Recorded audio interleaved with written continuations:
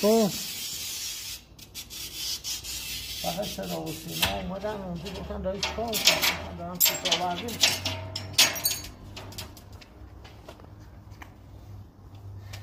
پرسید و نوشت و چیکار کرد؟ عکس گرفت مثلا برای شما. آره.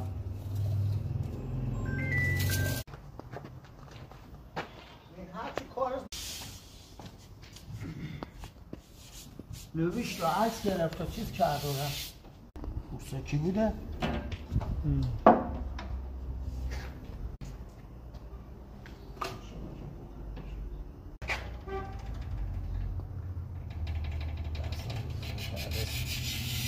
یه لحظه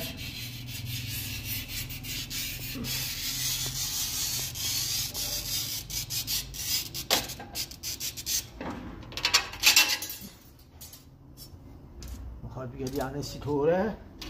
اما یه مشتری هم حرسمون بده که دیگه خوزی بالا دیگه هستی بنا کنی لحظیدن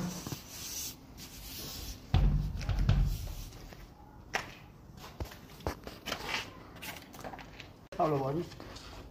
ما بیا شیشاشو بره رفتی مندازشش کردیم یعنی یه سری اومد پرسید قیمت گرفت رفت دوباره یه چند وقت بعدش اومد دوباره قیمت گرفت خب چند نمیشه گفتیم رفت دوباره نه دوباره یه سری دیگه دیدیم دوباره یه سه چهار دفعه اومد یه دو ماهی میمه رو میرم یه روز هم اومد گفت شیشه کنیم میشه چه رنده خودش بره تا ما بیام برده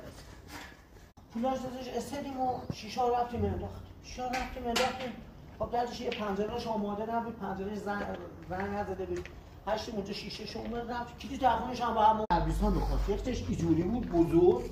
و یکی از این 20 تربیسان شیشه قل به قل بگم اومد گفت این شیشه قل به قل بگم گفت اونو بغل کرد بنا کرد التماس کردم تو به دنیا خدا تو چون چی من به خدا نمیدونم که حال دیجور میشه هیچ یه فرارات هیچ قش کرد به خدا یه معصوم چه شد یه یه ماه به حوصله کردیم بهش کنیم بابا ما به خدا هر چیکار هر چیزی دیدیم نه این هم که ما یه وقتون چمون شد